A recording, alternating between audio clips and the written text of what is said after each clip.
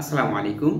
Welcome to ELA English spoken for beginners learning partner হিসেবে সাথে আছে আমি শাহজাহান স্যার। তাহলে চলুন দেরি না করে শুরু করা যাক আজকের টিউটোরিয়ালটি। চ্যাপ্টার 1। আজকের এই চ্যাপ্টারে আমরা শিখব গ্রিটিংস। গ্রিটিংস একটি ইংলিশ ওয়ার্ড। গ্রিটিংস এর আবেদনিক অর্থ হচ্ছে অভিবাদন বা শুভেচ্ছা। যখন আমরা কারোর সাথে দেখা করে যে কথাগুলো আমরা প্রথমে বলি, এই কথাগুলোকে বলা হয় গ্রিটিংস। তাহলে কিভাবে আমরা গ্রিটিংস করব? এবার আমরা মূল আলোচনায় আসি। কারোর সাথে দেখা হলে বলবে আসসালামু আলাইকুম, হাউ আর ইউ? আসসালামু আলাইকুম, তুমি কেমন আছো? উত্তরে বলবে ওয়ালাইকুম আসসালাম, I am fine and you? ওয়ালাইকুম আসসালাম, আমি ভালো আছি, তুমি কেমন আছো? প্রত্যুত্তরে বলবে আলহামদুলিল্লাহ, I am also fine thanks. আলহামদুলিল্লাহ, আমিও ভালো আছি, ধন্যবাদ। অথবা আমরা এভাবেও জিজ্ঞেস করতে পারি কেমন আছো, সেটা এরকম করে যে how are you doing today? তুমি আজ কেমন আছো? উত্তরে বলতে পারি আলহামদুলিল্লাহ, I am doing well today. আলহামদুলিল্লাহ, আমি আজ ভালো আছি। তাছাড়াও আমরা এভাবেও জিজ্ঞেস করতে পারি, উপরের দুইভাবে যে জিজ্ঞেস করলাম হাউ আর ইউ অথবা হাউ আর ইউ ডুইং, এভাবে ছাড়াও আমরা আরও জিজ্ঞেস করতে পারি এভাবে যে হোয়াটস আপ? হোয়াটস আপ, কি অবস্থা? তাছাড়া এভাবে জিজ্ঞেস করতে পারি হাউ আর ইউ গোয়িং?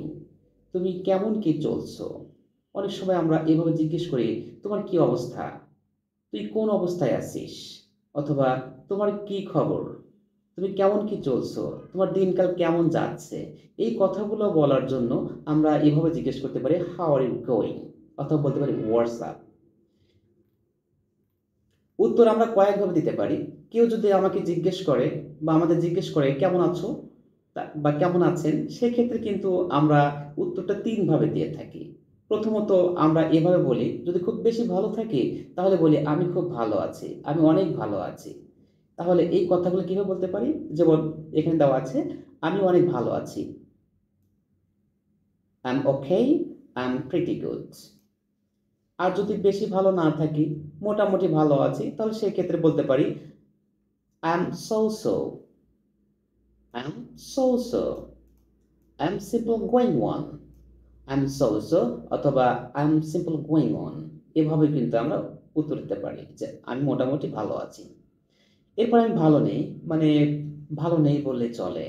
অনেক সময় এমন হয় না যে আমাদের মন খারাপ হয়ে যায় এবং কি আমাদের মুডটা অফ থাকে। এমন তো অবস্থায় কেউ কিছু বললে পারে সেটা ভালো লাগে না এবং উত্তরটাও আমরা সেভাবে দিয়ে থাকি। তাহলে কেউ যদি জিজ্ঞেস করে হাউ আর ইউ, তার উত্তরে আমরা দিতে পারি যদি ভালো না থাকি তাহলে এভাবে উত্তর দেব আই এম টেরাবল, আমি ভালো নেই। অথবা এভাবে বলতে পারি I M passing short time.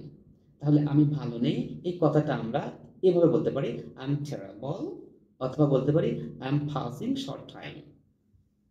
কেউ হাউ আর ইউ বললে উত্তর সবসময় আই এম ফাইনে হবে। এরপরে আমরা দেখি লিভিং সামওয়ান। যখন কারো কাছ থেকে তুমি বিদায় নেবে বা যখন কারো কাছ থেকে আমরা যখন বিদায় নিই, সেক্ষেত্রে আমরা এভাবে বলতে পারি যে I think I had better go now. আমার মনে হয় আমার এখন যাওয়া উচিত। সিচুয়েশনটা এমন যে আপনি কারোর সাথে কথা বলছেন, বেশ অনেকক্ষণ কথা বলা হয়েছে, কিন্তু আপনার আরেকটি কাজ পড়ে আছে যেই কাজটি আপনাকে করতে হবে। এমন তো অবস্থায় আপনি আপনি যার সাথে কথা বলছেন সে সে কথা বলেই চলছে, তা আপনাকে যেতে হবে। এমন তো অবস্থায় তার কাছ থেকে সুন্দরভাবে একটু পারমিশন নিয়ে যেতে পারেন, এরকম যে আমার মনে হয় আমার এখন যাওয়া উচিত, কারণ আমার একটি কাজ পড়ে আছে, তাই না? তাহলে আমার মনে হয় আমার এখন যাওয়া উচিত, এই কথাটা আমরা এভাবে বলতে পারি I think I had better go now. আমার মনে হয় আমার এখন যাওয়া উচিত। এছাড়াও আমরা এভাবে বলতে পারি যে দেরি হয়ে যাচ্ছে, আমাকে যেতে হবে। It's getting late, I have to go. দেরি হয়ে যাচ্ছে, আমাকে যেতে হবে। আচ্ছা, তাছাড়া আরেকভাবে আমরা বলে থাকি, সেটা হলো যে so long, see you later. অনেকক্ষণ হলো, আবার দেখা হবে, পরে দেখা হবে। তাহলে এভাবে বলতে পারি যে I think I had better go now. আমার মনে হয় আমার এখন যাওয়া উচিত। It's getting late, I have to go. দেরি হয়ে যাচ্ছে, আমাকে যেতে হবে। So long, see you later. অনেকক্ষণ হলো, আবার দেখা হবে বা পরে দেখা হবে। এভাবে কিন্তু আমরা বিদায় নিতে পারি। এরপরে মিটিং সামওয়ান। যখন তোমার কারোর সাথে দেখা হবে, আমরা যখন কারোর সাথে দেখা করি বা সাক্ষাৎ করি, সেক্ষেত্রে আমরা কিভাবে বলবো বা কিভাবে কথা বলি যে এভাবে বলি যে তোমার সাথে দেখা হয়ে ভালো লাগলো। এরকম কথা আমরা বলে ফেলি। তাহলে ইংলিশে এটার এক্সপ্রেশন এমন হয়, hi, nice to meet you. Hi, nice to meet you. এই, তোমার সাথে দেখা হয়ে ভালো লাগলো। তার উত্তরে আমরা এভাবে বলতে পারি, nice to meet you too. তোমার সাথে দেখা হয়েও ভালো লাগলো। এরপর আমরা নিশ্চয়ই খোঁজ খবর নেই, সেটা এভাবে নেই যে where have you been lately. তুমি এতদিন কোথায় ছিলে? তার উত্তরে বলতে পারি, যদি আমি এমনটি হয় যে আমি কক্সবাজার গিয়েছিলাম, তাহলে বলতে পারি আই ওয়েন্ট টু কক্সবাজার। আবার যদি আমি ব্যস্ত থাকি তাহলে এভাবে বলতে পারি আই ওয়াজ বিজি ওয়ার্কিং। আমি ব্যস্ত ছিলাম। অথবা আমি যে কোনো কাজে থাকতে পারি, সেই কাজের কথাটা আমি বলতে পারি বা কি জন্য আমি ছিলাম না সেটা বলতে পারি। এখন আপনি আপনার সিচুয়েশন অনুযায়ী বলবেন। যেমন আপনাকে বলা হলো, where have you lately. Where have you been lately? আপনি একদিন কোথায় ছিলেন? এখন আপনি একদিন রাজশাহী ছিলেন, তাহলে বলতে পারেন যে আই ওয়েন্ট টু রাজশাহী। আমি রাজশাহী গিয়েছিলাম। অথবা আই ওয়াজ ইন রাজশাহী। আমি রাজশাহীতে ছিলাম। নট আন্ডারস্ট্যান্ডিং, যখন আমরা কথা বলি এবং যাকে কথা বলছি সে যদি বুঝতে না পারে, সেক্ষেত্রে আমরা তাকে এভাবে প্রশ্ন করি যে did you get my point? তুমি কি আমার কথা বুঝতে পেরেছ? বা আপনি কি আমার কথা বুঝতে পেরেছেন? তো এই যে এভাবে বলে থাকি। আর প্রতি উত্তরে যদি তার কথা বুঝতে পেরেছি এমনটি যদি হয়ে থাকে, তাহলে আমরা বলি yes, I got your point. কি বলবো? Yes, I got your point.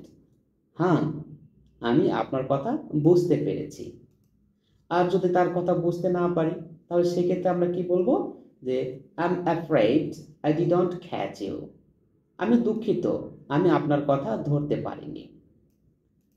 যেমন অনেক সময় আমরা কথা বলি, আমার কথা কি বুঝতে পেরেছ?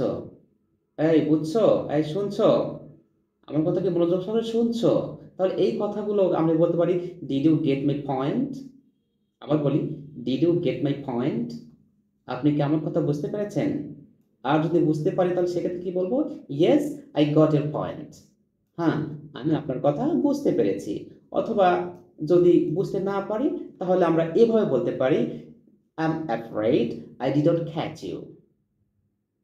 I am afraid I didn't catch you. আমি দুঃখিত, আমি আপনার কথা বুঝতে পারিনি। এরপরে আমরা এভাবে জিজ্ঞেস করি, ডিড ইউ আন্ডারস্ট্যান্ড দ্যাট? তুমি কি ওটা বুঝতে পেরেছ? অর্থাৎ একটা লেসন চলছে, সে লেসনটা শেষও হয়ে গেছে। তো সে লেসনটা সে শুনছে কিনা, অথবা কেউ কোনো একটা কথা বলছে বা আপনি কোনো একটা কিছু বোঝাচ্ছেন, যাকে বোঝাচ্ছেন যাকে বোঝাচ্ছেন সে মনোযোগ আছে কিনা বা সেটা বুঝতে পেরেছে কিনা, সেটা বোঝাতে আমরা এই এক্সপ্রেশনটা ব্যবহার করে থাকি। Did you understand that? তুমি কি ওটা বুঝতে পেরেছ বা আপনি কি ওটা বুঝেছেন? সেটা যদি বুঝে থাকেন বা সেটা যদি বুঝে থাকি, তাহলে সেক্ষেত্রে আমরা এভাবে আনসার করতে পারি, yes I understood that. Yes I understood that. হ্যাঁ, আমি ওটা বুঝতে পেরেছি। অথবা যদি না বুঝতে পারি, তাহলে আমরা এভাবে আনসার করতে পারি বা উত্তর দিতে পারি, sorry, I didn't understand that. দুঃখিত, আমি ওটা বুঝতে পারিনি। অথবা এভাবে বলতে পারি, I am afraid I didn't catch you. I am sorry, I didn't catch you. অথবা এটাই হোক, I am afraid I didn't understand that. অথবা sorry, I didn't understand that. দেখেন, এই নেগেটিভ সেন্স দুটোই আছে। আই এম অ্যাফ্রেড এবং I am afraid I didn't catch you. আবার sorry, I didn't understand that, একই কথা। দুঃখিত, আমি এটা বুঝতে পারিনি। দুঃখিত, আমি ধরতে পারিনি। আচ্ছা, এরপরে দেখেন, এভাবে আমরা জিজ্ঞেস করতে পারি, could you say a little bit more about it? আপনি কি এটা সম্পর্কে আরেকটু বলবেন? অর্থাৎ একটা কথা শোনার পরেও আবার আগ্রহের সাথে জিজ্ঞেস করা। মানে বিষয়টা বুঝেছি কিন্তু খুব একটা ভালো বুঝিনি। এই ভালোভাবে বোঝার জন্য কিন্তু আমরা এভাবে জিজ্ঞেস করি যে, আপনি কি এটা সম্পর্কে আরেকটু বলবেন? তাহলে এটার ইংরেজি হলো, could you say a little bit more about it? আপনি কি এটা সম্পর্কে আরেকটু বলবেন? আবার বলি, could you say a little bit more about it? আপনি কি এটা সম্পর্কে আরেকটু বলবেন? এই এক্সপ্রেশনটা আমরা ব্যবহার করতে পারি। অথবা এভাবে বলতে পারি, could you please repeat? আপনি কি দয়া করে এটি পুনরায় বলবেন? could you please repeat? আপনি কি দয়া করে এটি পুনরায় বলবেন? এরপরে যদি এমন হয়ে যায় যে যিনি কথা বলছেন তিনি খুব জোরে কথা বলছেন, এখন এই কথাটা একটু আস্তে বললে ভালো হয়। যেমন আপনার পাশে কেউ একজন বসে আছে, সে জোরে জোরে ফোনে কথা বলছে, কিন্তু তার এই কথা বলায় আপনার ডিস্টার্ব হচ্ছে। সেক্ষেত্রে আপনি একটু তাকে সুন্দরভাবে পোলাইটলি ভদ্রভাবে বলতে পারেন যে আপনি কি একটু আস্তে কথা বলবেন? তাহলে এই এক্সপ্রেশনটা আমরা এভাবে বলতে পারি, could you speak a bit slow? could you speak a bit slow? আপনি কি একটু আস্তে কথা বলবেন? আবার এমন হতে পারে যে আপনি কারোর কথা শুনছেন, কিন্তু সে যে কথা বলছে এই কথাটা সে আস্তে বলছে। তো আপনি তাকে এভাবে জিজ্ঞেস করতে পারেন, আপনি কি একটু জোরে বলবেন? could you speak a bit louder? অথবা আপনি ফোনে কারোর সাথে কথা বলছেন, কিন্তু এই কথাটা আস্তে আস্তে আপনার কানে আসছে। সো আপনি এভাবে বলতে পারেন যে could you speak a bit louder? আপনি কি একটু জোরে বলবেন? তাহলে এভাবে আমরা যখন কোনো কিছু না বুঝবো তখন সেক্ষেত্রে আমরা এই এক্সপ্রেশনস গুলো ব্যবহার করব। আজকের ক্লাসটি এ পর্যন্তই ছিল। Thanks for watching this video.